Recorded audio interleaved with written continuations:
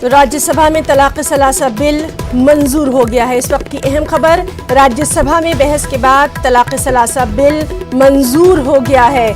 Bill की हिमायत में 99 vote जबकि मुखालिफत में 84 वोट पड़े। बेहद अहम, पर्चियों के जरिए बाकायदा ये वोटिंग करवाई गई थी। और इस वक्त की सबसे अहम खबर, हालांकि कांग्रेस ने बिल को सिलेक्ट कमेटी को भेजे जाने पर जोर भी दिया था, जेडीयू, बीएसपी, टीआरएस, टीडीपी ने वोटिंग में हिस्सा ही नहीं लिया।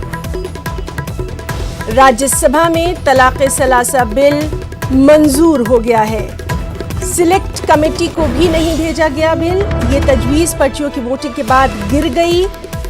हालांकि कांग्रेस ने कहा कि वो बिल का अपोज करेंगे और अब राज्यसभा में बहस के बाद तलाक सलासा बिल मंजूर हो गया है। बिल की हिमायत में 99, मुखालिफत में 84 वोट पड़े।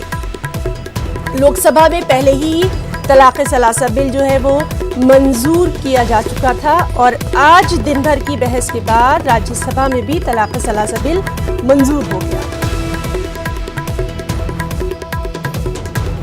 तो राज्यसभा में मरकजी वज़ीर कानून रविशंकर प्रसाद ने तलाक सलासा बिल पेश किया था। फिर अपोजिशन कांग्रेस ने बिल को सिलेक्ट कमेटी को भेजे जाने का मुतालबा किया था। इसके जवाब में वज़ीर कानून रविशंकर प्रसाद ने अपोजिशन कांग्रेस पर खूब निशाना भी साधा था। उन्होंने कई तरह की एग्जाम्पल्स जो हैं वो भी पेश की थी। उसके बाद लगातार इस बिल के अमेंडमेंट यानी तरमीमात पर बाकायदा पर्चियों के जरिए वोटिंग करवाई गई और सिलेक्ट कमेटी में ना भेजा जाए।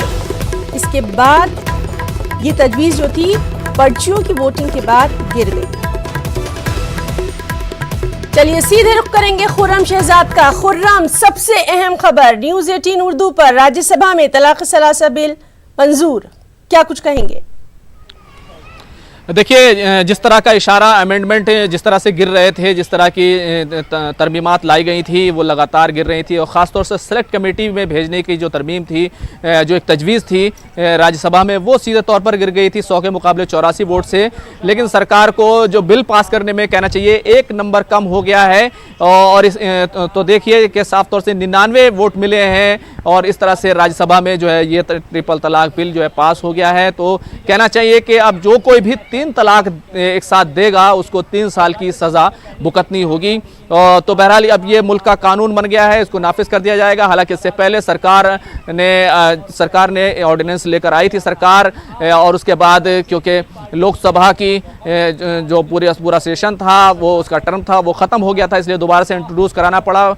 पिछले टर्म में मोदी सरकार अपने पहले टर्म में इसको पास नहीं करा पाई थी, उसमें इस्लाह की गई और अब ये दूसरे टर्म में मोदी सरकार ने इसको पास करा लिया है। तो कहना चाहिए कि मुस्लिम ख़वातीन को ट्रिपल तलाक का जो एक खौफ होता था उससे सीधे तौर पर राहत मिली है।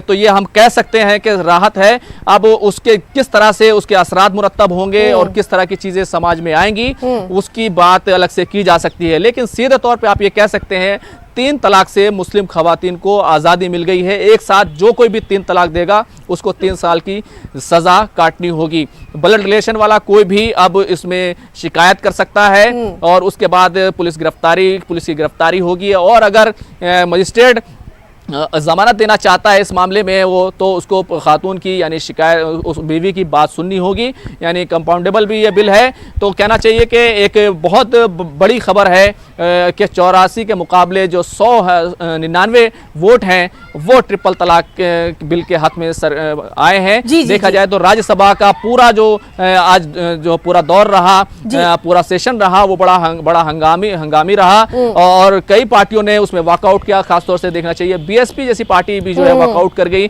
जेडीयू ने पहले ही साफ कर दिया था कि वो सरकार की में एनडीए में शामिल है, भले से वो सरकार में शामिल नहीं हुए तो उनका वॉकआउट करना तय था। लेकिन जिस तरह से पीडीपी ने भी किया, टीडीपी ने किया और कहना चाहिए कि एनसीपी के जो शरद पवार हैं वो नहीं पहुंचे, प्रफुल्ल पटेल नहीं पहुंचे, राम जेठमलानी नहीं पहुंचे और कांग्रेस को अभी एक झटका और लगा था संजय सिंह की सूरत में, जिस तरह से उन्होंने कांग्रेस छोड़ दी। तो कहना चाहिए कि कहीं ना कहीं सरकार के हक में जो है ये नंबर चला गया। हालांकि देखा जाए तो 241 की जो तादाद है वो राज्यसभा में यानी कि 121 की मेजॉरिटी होनी चाहिए। लेकिन सरकार को अजीब बात यह है कि 99 नंबर की सूरत में मेजॉरिटी हासिल हुई और उसके मुकाबले में सिर्फ 84 वोट जो है वो सामने आए। तो सरकार ने नंबर का जो गेम था वो कहीं ना कहीं जीत लिया है ना। खुर्रम, जिस तरह से लगातार हम बात कर रहे थे कि अब ये बिल जो है ये कानूनी शक्ल भी इख्तियार कर लेगा, उसके बाद क्या कुछ रहेगा? अहम पॉइंट्स इस वक्त जो हमारे साथ नाज़रीन जुड़े हैं उनके लिए जानना चाहेंगे।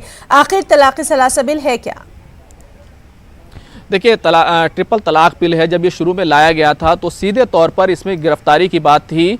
3 साल की सज़ा का प्रोविज़न पहले भी रखा गया था, लेकिन जब इस पर पिछले 5 सालों में यानी 2017 के बाद से जब इस बिल को लाया गया तो लगातार इस पर अपोजिशन की मुखालफत होती रही और ये राज्यसभा से पास नहीं हो सका था। तो उसके बाद सरकार इस बिल के अंदर अमेंडमेंट लेकर आई और उस अमेंडमेंट की सूरत में शिकायत पहले ये था कि कोई भी पड़ोसी है, कोई भी शख्स है, अगर उसको ट्रिपल तलाक के सिलसिले में कोई इत्तला मिलती है और वो पुलिस में शिकायत करना चाहता है किसी कुछ चीज़ को लेकर के, किसी खातून को लेकर के, तो वो शिकायत कर सकता था। तो सरकार ने इसको अमेंड करके कर दिया, बीवी खुद करेगी या खून का जो रिश्तेदार होगा वाइफ का वो इस मामले में शिकायत कर सकता है। हालांकि इस्लाम में देखा जाए तो ब्लड रिलेशन है वो काफ़ी दूर तक जाता है, तो ये भी देखना होगा।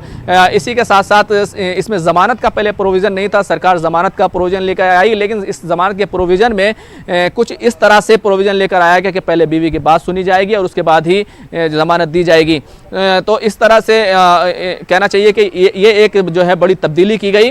और इसके अलावा कहना चाहिए कि मुसालहत की कोई बात नहीं थी पहले, यानी पहले सीधे तौर पर आपको जेल में डाल दिया जाता अगर किसी ने 3 तलाक दी है तो ज़मानत का प्रोविज़न इसमें लेकर आया गया कि अगर मजिस्ट्रेट को लगता है तो वो ज़मानत दे सकता है। तो इस तरह के प्रोविज़न है इसमें।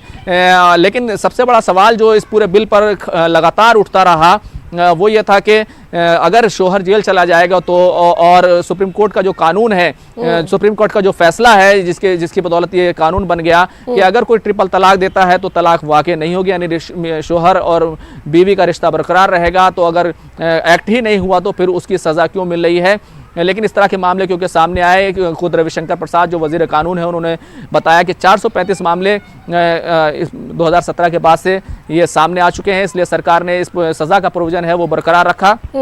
तो ये पूरा एक तरह से कहना चाहिए कि जिस तरह के प्रोविज़न किए गए हैं उससे साफ है कि इस बिल से जिसने भी 3 तलाक दी है उसको सीधे तौर पर बहुत आसानी से वो छूटने वाला नहीं है, क्योंकि ब्लड रिलेशन के लोग हैं और बीवी की रजामंदी की बात है। अगर उसने 3 तलाक दी है तो बीवी क्यों रजामंद होने लगी?